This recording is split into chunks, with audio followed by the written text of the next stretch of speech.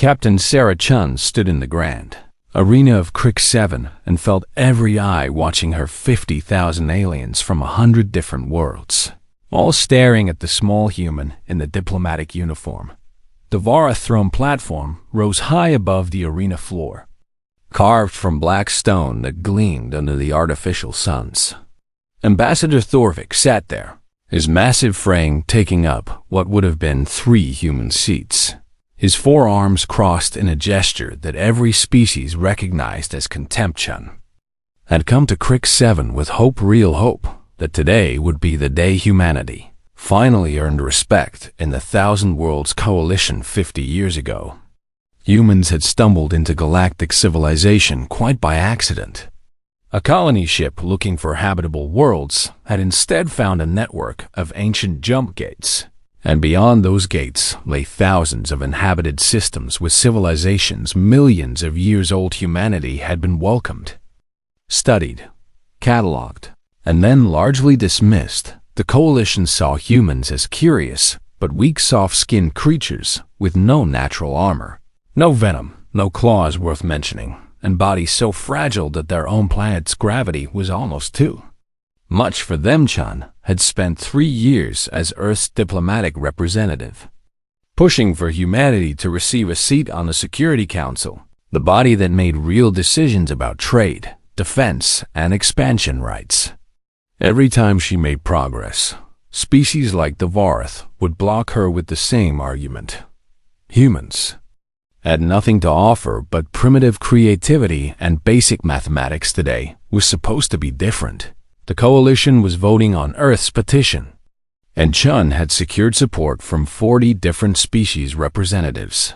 Then, Thorvik had called for this gathering. The human wishes to sit with warriors.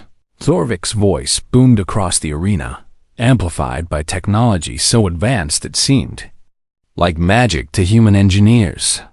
She wishes for her species to stand equal with those who have conquered stars and tamed worlds. The crowd made sounds, clicks, hisses, roars, that Chun's translator patch rendered as laughter. But humans are soft, Thorvik continued, rising from his throne. They break easily. They sicken from diseases we conquered millennia ago. They die if the temperature shifts too far in either direction. Chun's jaw tightened, but she kept her face neutral. She had dealt with worse insults in diplomatic chambers across a dozen worlds. So I propose a test. Thorvik spread all 4 arms wide. The Coalition respects strength, and strength is proven in the traditional way through trial by combat.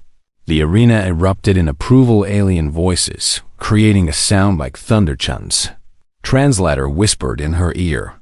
Her assistant, David, was speaking urgently from Earth Command. Captain, you need to decline this immediately. It's a trap. The Varath have arena champions who've never lost. But Chen was watching the crowd, seeing how they cheered, how they looked at her with anticipation of her refusal. This wasn't just about combat. It was about humiliation. If she refused, the vote tomorrow would fail. Humanity would be seen as too cowardly to even defend their own petition. If she accepted and lost, the consequences would be worse. What are the terms? Chen's voice was steady. Despite her racing heart, Orvik's mouth opened in what might have been a smile, revealing rows of crystalline teeth. Simple terms, human. If you prevail in single combat against a champion of the Coalition's choosing, Earth receives its council seat immediately. If you fall, Earth becomes a protectorate. You lose your sovereignty, and we guide your development for the next 1,000 years. The arena fell silent. Even the most bloodthirsty spectators understood the stakes. David was nearly shouting in her earpiece. Absolutely not. Captain, Earth Command orders you to decline and return home. Chun reached up and pulled the translator patch from her ear, letting it fall to the arena floor. I accept, she said, clearly. The roar that followed was deafening. 3 hours later, Chun sat in a secured room deep beneath the arena, her hands shaking now that no one could see them. The door opened and a small alien entered, small by Coalition standards. Only about 5 feet tall, with blue-gray skin and large eyes that seemed to take in everything at once. "I am Crix," the alien said. "I was sent to be your handler for the combat preparation. I have 3 days to teach you how not to die immediately." Chun looked up. "You sound pessimistic." "I am realistic." Crix moved to a screen on the wall and activated it. "Your opponent has been chosen as a Thorn of the Kresh Warrior caste." The screen showed a nightmare, creature that stood at least 12 feet tall, with an exoskeleton that looked like it could deflect starship hull plating, 6 limbs that ended in blades, and a head dominated by mandibles that could probably bite through steel. "The Kresh are considered the Coalition's finest individual warriors," Crix continued. "They have redundant organs, regenerative capabilities, and their blood is acidic enough to melt most metals. Zathorn has fought in the arena for 20 years and has never been defeated." Chun studied the footage of Zathorn fighting. The creature moved with terrifying speed despite its size, overwhelming opponents with pure aggression. "What are the rules?" Chun asked. "Arena combat has few rules," Crix replied. "The fight occurs in the Grand Biodome, 5 square miles of varied terrain. No external weapons allowed, but you may craft anything from materials you find within the arena. Combat continues until one fighter cannot continue or yields or dies." Chun said quietly. "That is the usual outcome, yes." Crix turned off the screen and looked at her with those large, dark eyes. "I do not understand why you accepted this challenge. Your species has no chance against the Kresh." Chun stood and walked to the window, looking out at the alien city beyond towers of crystal and metal, reaching toward a purple sky. Ships moving between buildings like schools of fish. "My species spent 300,000 years as prey animals," Chun said. "We were small, weak, slow. Everything on our planet could kill us. But we survived, and then we thrived. And eventually, we became the dominant species on Earth." "How?" Crix asked. Genuine curiosity in his voice. Chun turned to face him. "We learned to think. We learned to plan. We learned that you don't have to be the strongest predator. You just have to be the smartest." Crix was quiet for a long moment. "You have 3 days to prepare. I suggest you use them wisely." After Crix left, Chun pulled up her personal files and began reviewing everything she knew about arena combat, about the Kresh, about human evolutionary advantages that the Coalition hadn't bothered to study somewhere on Earth. She knew her family was watching the news feeds, terrified for her somewhere in the Coalition. Betting markets were opening. She checked the odds and saw they were 10,000 to 1. Against her survival, Chun smiled grimly. She had faced worse odds before, in places Earth Command still kept. Classified, she had 72 hours to devise a plan to defeat a creature that outweighed her by 500 pounds, had natural weapons that could tear her apart, and came from a warrior culture that had perfected combat for millennia. Chun cracked her knuckles and got to work. She had always performed best when everyone underestimated her. The Coalition news networks called it the death match of the century and played footage of Chun walking through the training compound on endless repeat, analyzing her stride, her posture, her physical condition like she was some kind of exotic animatrix. Watched these broadcasts with growing frustration. The media treated this like entertainment, not the potential end of human sovereignty. On the second day of preparation, Crix found Chen running. She had been running for 3 hours straight on the compound's track, her breathing steady, her pace unchanged. "You should be conserving energy," Crix called out. Chun didn't slow down. "I'm studying my advantages." Crix didn't understand, so he watched. After another hour, Chun finally stopped, her skin glistening with sweat but her breathing returning to normal within minutes. "How long can you run?" Crix asked. "Depends on the pace," Chun said, drinking water. "At this speed, maybe 6 or 7 hours before I'd need rest." Crix felt something shift in his understanding. "That seems improbable." My ancestors evolved as persistence hunters, Chun explained. We didn't chase prey for minutes. We chased them for hours, sometimes days, until they collapsed from exhaustion. Crix accessed his datapad, pulling up information about human evolution that he had previously dismissed as irrelevant. Humans could regulate their body temperature through sweat, almost unique among Earth species. Human legs were designed for efficient long-distance travel, not speed. Human breathing could be controlled consciously, allowing for sustained exertion. The crash are sprint predators, Crix said slowly, understanding dawning. They have incredible power for short bursts, but their physiology isn't designed for endurance, Chun finished. Show me the arena layout again. They spent hours studying the biodome. 5 square miles was enormous for a typical arena match, which usually lasted minutes.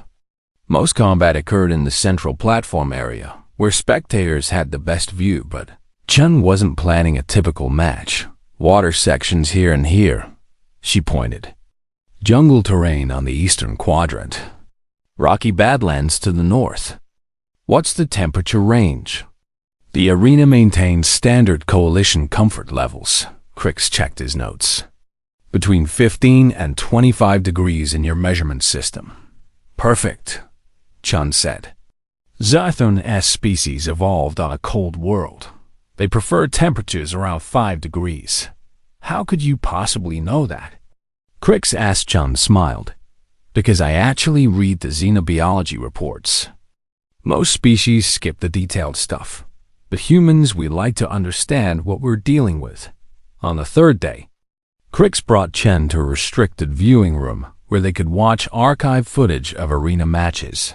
You need to understand how vicious this will be, Crix said.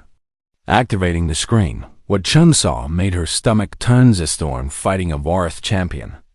The battle lasting less than 5 minutes before the Vorath's armor was breached and the warrior fell. A Zathorn always opens with overwhelming aggression, Crix narrated. The strategy is to use fear and violence to break an opponent's will before they can form a strategy. Chun watched 3 more matches, each ended in brutal, decisive victory for the Kresh warrior. I noticed something, Chun said. Zathorn never chases opponents who retreat. The fights always happen in the central arena, because retreating is seen as cowardice, Crix explained. No warrior of honor would flee from combat. Good, Chun said. Then Zathorn won't expect it. Crix stared at her. You cannot be serious if you run. The crowd will see you as a coward. You'll lose before the fight even begins. Let them think what they want. Chun's eyes were cold, calculating. I'm not here to impress the crowd. I'm here to win. The night before the match, Chun lay awake in her quarters. Thinking about everything she was risking, her personal communicator chimed a message from Earth. Bypassing the official blackout, it was from her sister, Jessica. Mom is worried sick. Dad keeps telling everyone you know what you're doing. I just need you to know, win or lose, come home. We need you more than we need a council seat. Chun typed a response, but deleted it 3 times before settling on. I'll be home soon. Tell Mom not to worry. I've got this. She didn't send it. There was no point in making promises she might not keep instead. Chun pulled up files on human military history, studying guerrilla warfare tactics, reading about persistence hunting, reviewing every strategy humans had ever used to defeat stronger opponents. Humanity had spent millennia perfecting the art of punching above their weight class. Morning arrived with artificial sunlight streaming through the biodome's transparent roof. Chun stood at the entrance to the arena, wearing simple combat clothes that the coalition had provided. Light, flexible, offering no protection but maximum mobility. Crix approached, his expression grave. The betting markets have you at 12,000 to 1 now. Some species are calling this an execution rather than a match. Let them, Chun said. I have watched you prepare for 3 days, Crix continued.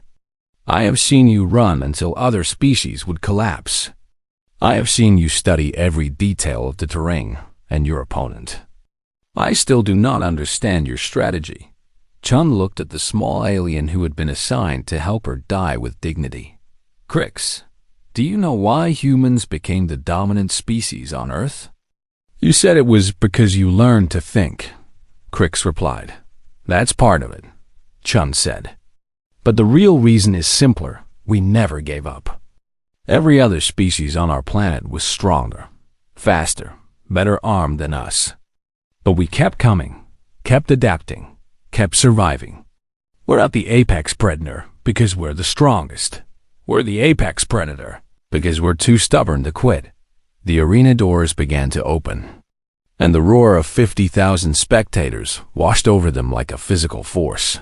"I hope your stubborn nature is enough," Crix said quietly. Chun stepped forward into the light.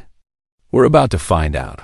The grand biodome stretched before her, a vast landscape of artificial terrain designed to test warriors from every environment.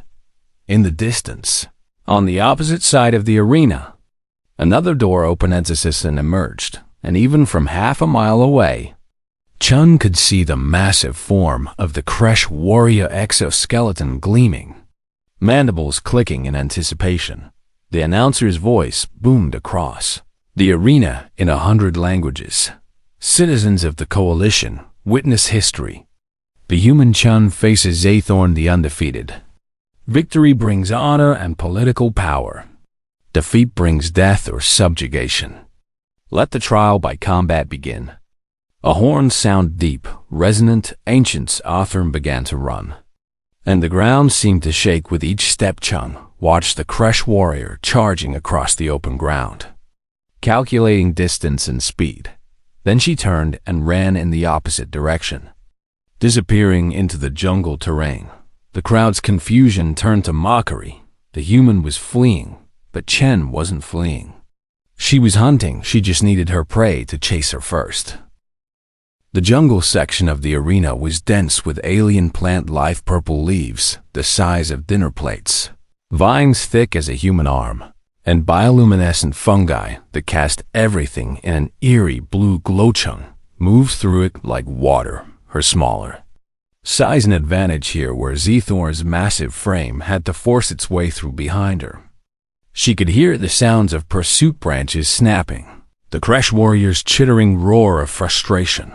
The arena's sensor network tracked both fighters, displaying their positions on screens throughout the stadium. The commentators were having a field day with Chun's retreat. "The human continues to flee," one announcer proclaimed. "Zathorn closes the distance. This cannot last much longer."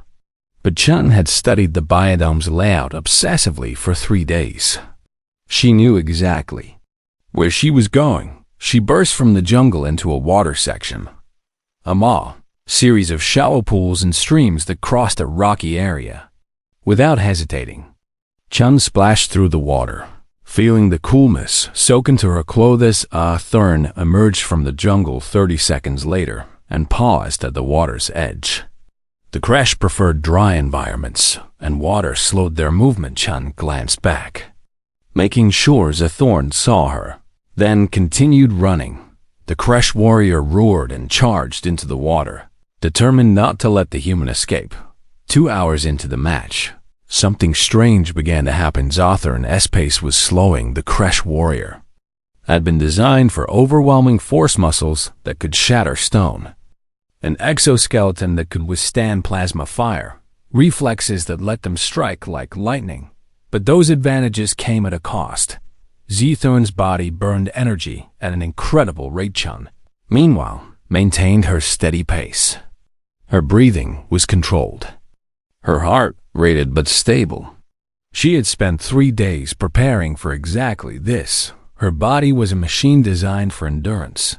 She led Zathorn through water, then up rocky terrain where loose stones made footing treacherous, through sections of the arena where the artificial sun beat down at full strength, raising the temperature, back into jungle where the humidity made breathing difficult for species that preferred cold, dry air. And all the while, Chun was collecting things a length of vine here, thick and strong, a sharp rock there, the right size. And wait for throwing resin from a tree that burned hot and fast. She moved with purpose, never stopping long enough for Zaythorn to catch up, but never letting the Kresh warrior lose sight of her completely in the stadium. The mood was changing.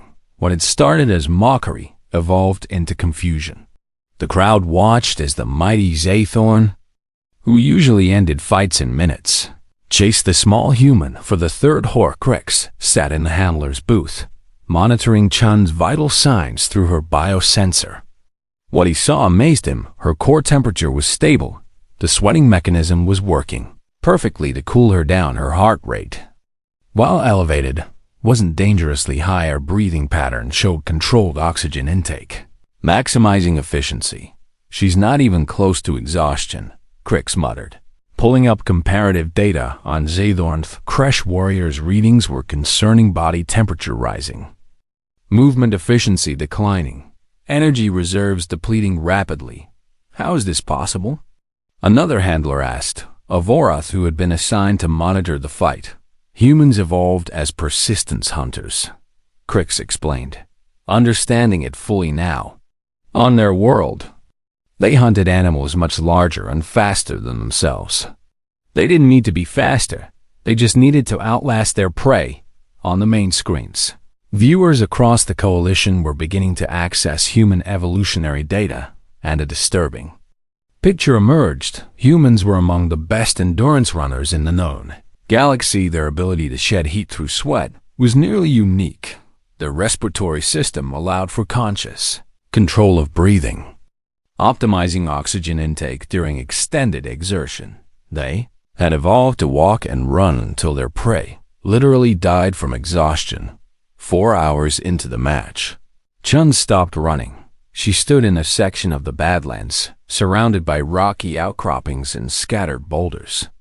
In her hands, she held weapons she had crafted, a spear with a sharp stone tip, bound with vine and resin, several throwing rocks, a crude knife. Fast Thorn came around a boulder and saw her waiting. The Kresh warrior's movements were sluggish now, the exoskeleton heaving with each breath. Acidic saliva dripped from the mandibles, sizzling against stone for the first time since the match began. Zaythorn hesitated.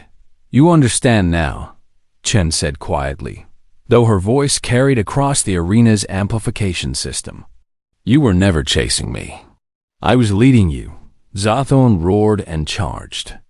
But the overwhelming speed was gone. Chen dodged left, her smaller size and conserved energy making her movements sharp and precise. As Zath's thorn passed, she drove the spear into a gap in the exoskeleton armor, not deep enough to seriously wound, but enough to hurt, enough to send a message.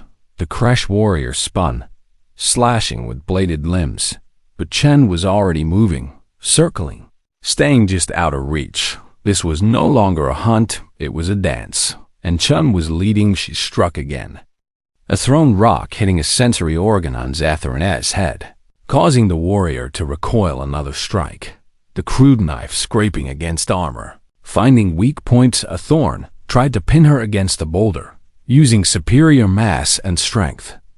But Chen slipped through a gap. The Kresh warrior was too large to follow through. Stop running. Zaythorn's voice was a screech of frustration. Face me with honor. I am facing you. Chun's voice was steady. This is how humans fight. We use our advantages just like you use yours. 6 hours into the match, Zaythorn fell for the first time. The Kresh warrior tried to rise, but stumbled, exhaustion making movement difficult. Chun circled, watching, waiting. She was tired too. No amount of endurance training could make 6 hours of running and fighting easy, but she could keep going. Zard could not. The crowd was silent now. 50,000 beings watching something they had never witnessed before. A weak species systematically defeating an apex predator. Not through overwhelming strength or superior weapons, but through strategy, planning, and sheer relentless endurance. Yield, Chun said. You fought with honor. There's no shame in yielding. Zathorn tried to rise again, mandibles clicking in defiance, but the body would not respond 8 hours into the match. Chun stood alone in the center arena. She had led Zathorn here back to where the match had begun, where the crowds could see clearly, where the cameras captured everything. The Kresh warrior lay on the ground, conscious but unable to continue. The body that had been built for explosive violence had exhausted every reserve. Chun held her crude spear. Standing over her opponent, arena protocol was clear. The victor delivered the killing blow. That's how it had always been done. But Chun was thinking about something else. She was thinking about what humanity needed from this moment, not just victory, but a statement, not just strength, but a demonstration of what separated humans from other apex predators.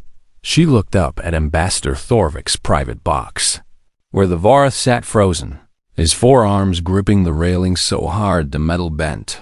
The arena's amplification system caught her words, broadcasting them to 50,000 spectators and 200 million viewers across the coalition. Her voice was quiet, but everyone heard the question that would echo through the 1,000 worlds for generations. Should I return it alive or shredded? The silence that followed was absolute in that moment. Every being in the coalition understood. This small, soft human could kill their greatest warrior easily, but she was asking permission, not out of weakness, but as a demonstration of power. She was offering mercy, which meant she could afford to offer mercy. She was proving that humans didn't need to kill to dominate. They chose restraint, and that choice made them more terrifying than any warrior who killed from necessity. Chun waited, watching Thorvik's face, giving him the chance to answer. The ambassador said nothing. He could not. His pride and his shock had stolen his voice. Chun made her own choice. She dropped the spear, letting it clatter against stone, and walked away from ex-Dornbinder. Medical teams rushed to attend to the fallen warrior ahead of her. The arena doors opened and Chun walked through them, leaving the coalition to understand what humanity truly was. Not the strongest species, not the fastest, not the most naturally armed, but perhaps the most dangerous. Because they knew when to kill and when to show mercy, and that made all the difference.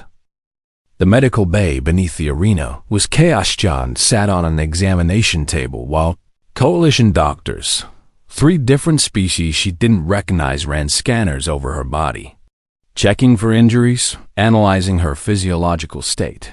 "This is remarkable," one doctor said, his translator rendering his clicking language into flat, emotionless words. "Your lactic acid buildup is minimal. Your muscle tissue shows no significant damage. How long could you have continued?" Chun shrugged, wincing slightly as the movement pulled at strained muscles. "Maybe another hour or 2 at that intensity. Longer if I could rest and pace myself." The doctors exchanged glances, that universal gesture of shock that transcended species across the medical bay. Separated by a privacy screen, Zathorn was receiving treatment. Chun could hear the medical team working, their urgent tones suggesting the Kresh warrior was in serious condition. Krix appeared at Chen's side, his expression unreadable. "The Coalition Council has called an emergency session. They want to convene in 1 hour. They're moving fast," Chun said. "Your question created a problem," Krix replied quietly. "By offering mercy to Zathorn, you violated every expectation.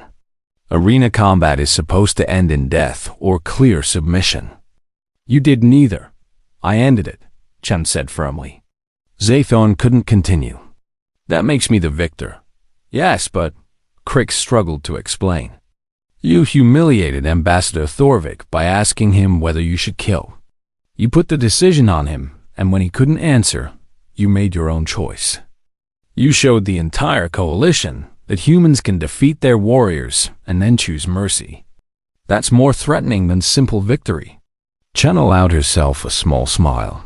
That was the point. The recording of Chun's question had already spread across the coalition networks in homes and gathering places on 1,000 worlds. Beings watched the moment over and over, the small human standing over the fallen Kresh warrior, holding a crude weapon, asking with perfect calm whether she should kill. Psychologists were conducting emergency analyses. Military strategists were reassessing threat levels. Betting markets that had given Chun 12,000 to 1 odds were in chaos as they tried to settle accounts and unearth.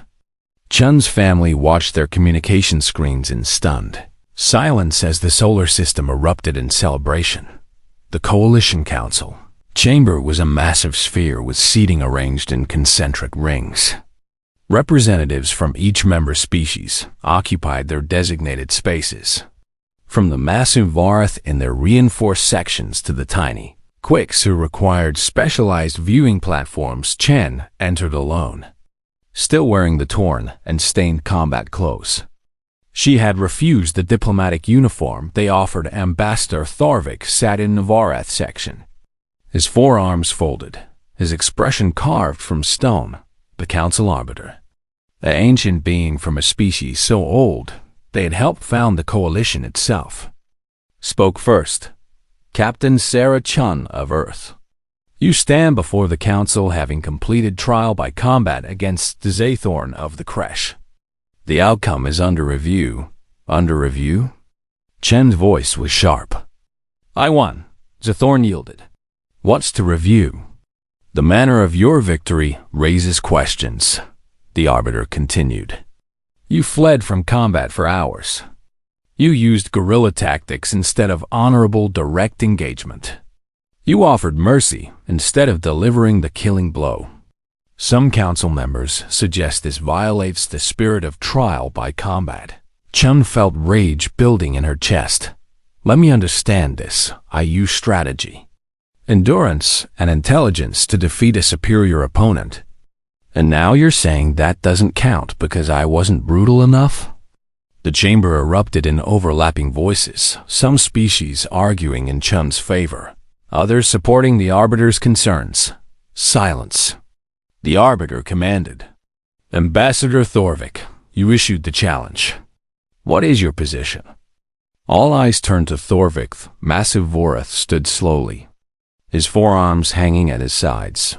My position? He started, then stopped. The silence stretched finally. Thorvik continued.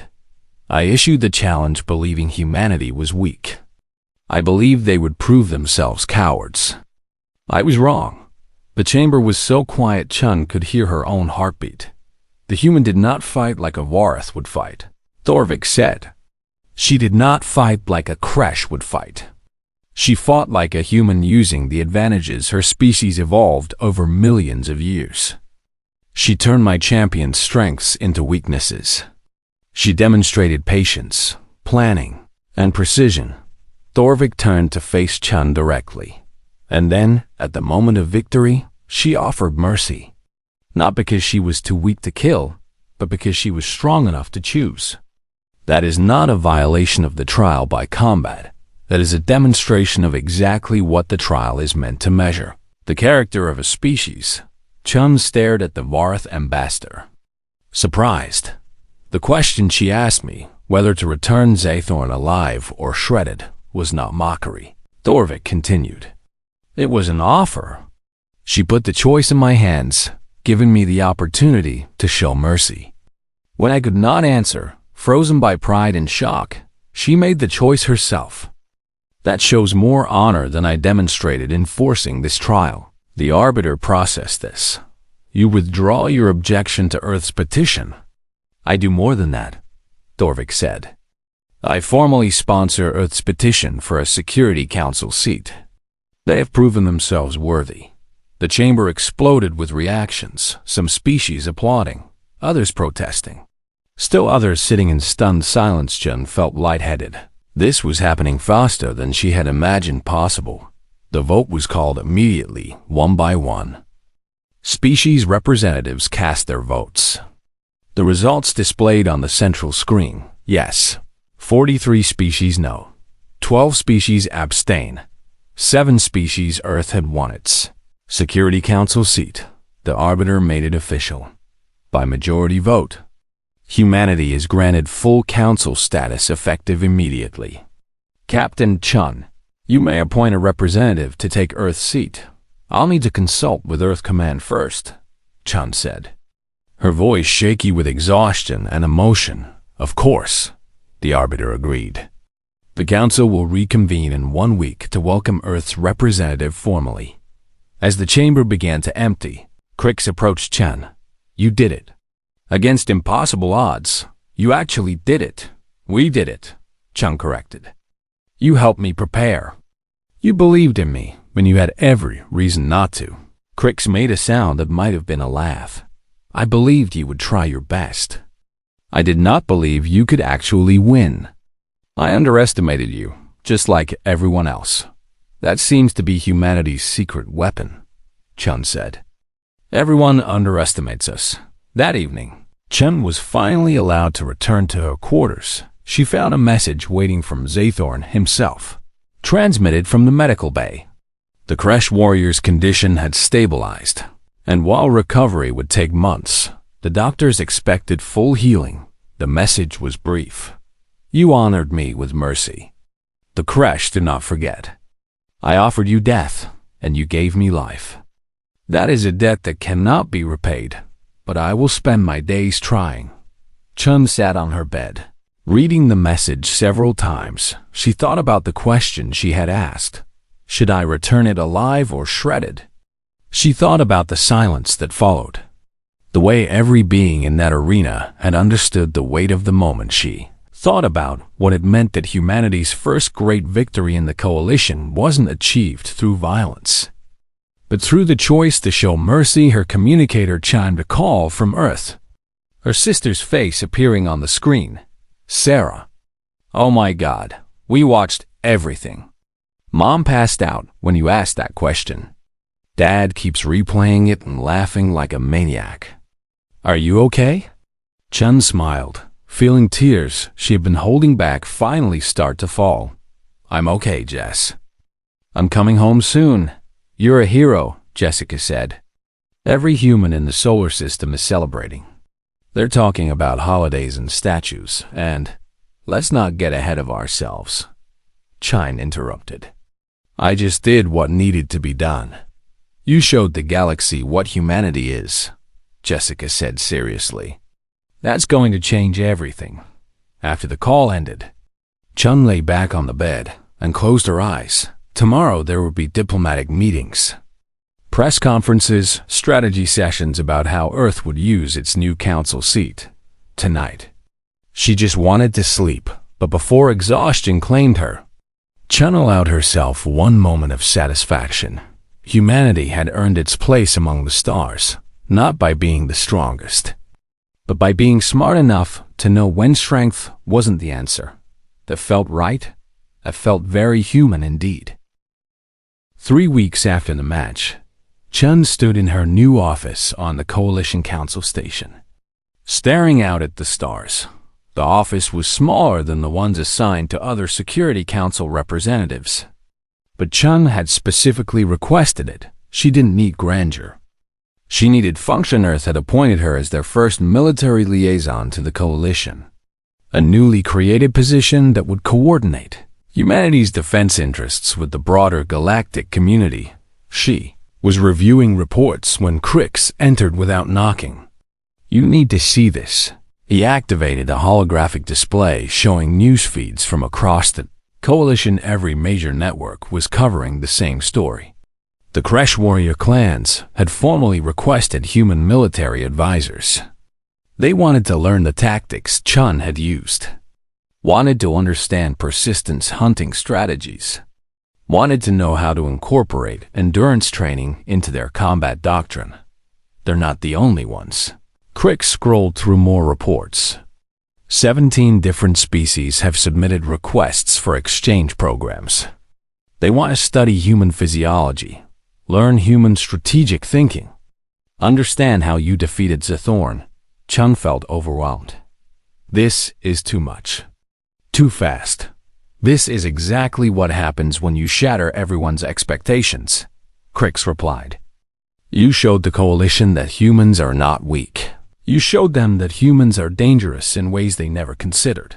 The video of Chun's question, "Should I return it alive or shredded?" had become the most watched moment in Coalition. History linguists analyzed every word. Philosophers debated the ethics of mercy in combat military. Academies included it in their curricula as an example of psychological warfare, but the real impact was cultural species that had viewed humans as soft, weak, fragile as primitive newcomers who stumbled into galactic civilization by accident. Now saw them differently. They saw a species that could outrun, outlast, and outthink opponents who seemed unbeatable. They saw a species that chose mercy from a position of strength, not weakness, and that made humans more frightening than any warrior race that killed without thought. 1 month after the match, Chun received an unexpected visit. Sathurn entered her office. Moving carefully, the Kresh warrior's injuries had healed, but the psychological impact remained. "Captain Chun." Zathorn's voice was quieter than it had been in the arena. "I come to fulfill my obligation." "What obligation?" Chun asked. "You gave me life when you should have taken it," Zathorn said. "Among the Kresh, this creates a debt that cannot be ignored. I offer my services as your personal guard, your advisor. The translator struggled with the concept. Your shield against those who would harm you." Chun studied the massive warrior. "I don't need a guard." "Perhaps not," Zathorn acknowledged. "But you have enemies now, species that see humanity's rise as a threat. Vorath traditionalists who believe Thorvik betrayed his people. Coalition members who preferred humans remain subordinate. You need someone who understands the dangers." Chun considered this. "You're offering to protect the person who defeated you." "You're offering to honor the person who spared me," Zathorn corrected. "There is a difference. On the arena floor, you were my opponent. Now, you are again," the translator struggled, "packmate, ally. Someone whose survival benefits the Kresh." Chun made a decision. "Then I accept. But not as a guard, as an advisor. Help me understand the Coalition's military culture. Teach me what I need to know to do this job properly." Zathorn clicked his mandibles, and what Chun had learned was a gesture of approval. "This is acceptable." 2 months after the match, the Coalition Council convened to address the human question: what did humanity's victory mean for the balance of power? Chun sat in Earth's designated seat, flanked by representatives from other Security Council members. The session was tense. The Vorath delegation proposed new regulations on human population expansion. The Kresh countered with a proposal for formal military alliance. Smaller species argued for technology sharing agreements. Through it all, Chun listened, taking notes, saying little. Finally, the Arbiter asked for her input. "Captain Chun, you have been silent. What is Earth's position on these proposals?" Chun stood, and the chamber fell quiet. "Earth's position is simple. We want partnership, not domination. We want cooperation, not conflict. We want to contribute to the Coalition's security and prosperity." "That sounds idealistic," a Vorath delegate interrupted. "What does humanity bring to the Coalition besides clever tactics and endurance?" Chun met the delegate's eyes. "We bring 300,000 years of experience surviving against impossible odds. We bring creativity that comes from being prey animals who became predators. We bring the understanding that strength isn't just about physical power, it's about adaptation, persistence, and the wisdom to know when to fight and when to show mercy." She paused, letting her words sink in. "You asked what humans bring. We bring the same thing we brought to the arena: the refusal to give up, the intelligence to use our advantages, and the character to win with honor." The chamber was silent. Then, slowly, one species representative began a gesture of approval. A sound, a movement, something that translated as respect. Others joined, until the chamber echoed with it. 6 months after the match, Chun visited Earth for the first time since the trial. She stood in front of the United Earth Council. giving a report on humanity's integration into coalition leadership. We've established exchange programs with 43 species, Chun explained. Human advisors are working with military forces across the coalition. In return, we're learning advanced technologies, medical techniques, and strategic concepts that will advance human development by centuries. All because you want to fight, one counselor said. No, Chun corrected. All because I want to fight the right way. Victory was never enough. It was how we achieved victory that mattered. We showed the coalition that humans can be trusted with power because we know how to use it responsibly. After the report, Chen's family met her outside the council building. Her mother hugged her so tightly, Chun could barely breathe. Every time I see that video of you standing over that creature, my heart stops. I'm fine, Mom, Chun said. I was always going to be fine. Her father looked at her with pride. They're talking about making your birthday a holiday Chun Day or something like that. Please don't, Chun groaned. That's embarrassing, Jessica grinned. Too late. There's already merchandise. I bought you a t-shirt that says, Alive or Shredded, on it. Despite everything, Chun laughed. It felt good to be home. To be with people who knew her before she became a symbol 1 year after the match. Chun stood in the same arena where everything had changed. The coalition had organized a ceremony honoring combat excellence.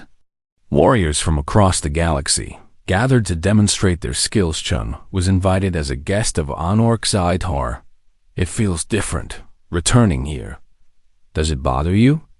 Chun asked. Coming back to where you lost? I did not lose, Sawthorne said firmly. I was defeated by a superior strategy. There is honor in that. What would be dishonorable is refusing to learn from the experience. They took their seats in the VIP section. The ceremony featured demonstrations from a dozen species, displays of strength, speed, and combat prowess. Then the Arbiter's voice echoed across the arena. We have a special demonstration today. For the first time in Coalition history, we will see a combined tactical exercise Kresh warriors using human endurance strategies. Led by Zathorn, Chun watched in amazement as Zathorn and 5 other Kresh warriors demonstrated tactics that looked nothing like their traditional aggressive approach. They moved with patience, conserved energy, used terrain to their advantage, employed hit-and-run tactics. It wasn't perfect. The Kresh physiology would never match human endurance. But the principle was there. Adaptation, learning, growth. After the demonstration, Zathorn returned to Chun's side. We call it the human method. It has already changed how we approach combat training. You honor me, Chun said quietly. You honored my entire species by showing us a better way to fight, Zathorn replied. That deserves recognition.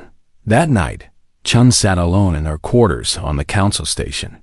Reviewing messages, there was one from Earth Command, congratulating her on another successful year. One from Jessica, sharing family news and gossip. One from Crix, who had been promoted to Chief of Interspecies Relations, and one from Ambassador Thorvikin. Opened it hesitantly. Captain Chun. The message read, I write to you on the anniversary of our trial. I have spent this year reflecting on my mistakes, my arrogance, my prejudice, my assumption that physical strength was the only measure of worth. You taught me that true strength includes the courage to change one's mind.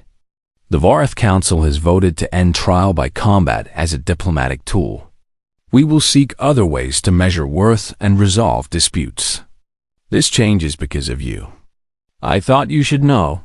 Chun read the message 3 times. Then, she composed a response. Ambassador Thorvik, change is never easy, especially for a warrior culture. Your willingness to evolve shows more courage than any arena match. Humanity looks forward to continued partnership with the Vorath people. She sent the message and looked out at the stars, thousands of worlds, millions of species, all learning to see humanity in a new light, not as weak, not as subordinate, but as equals dangerous. Intelligent equals who knew when to fight and when to show mercy.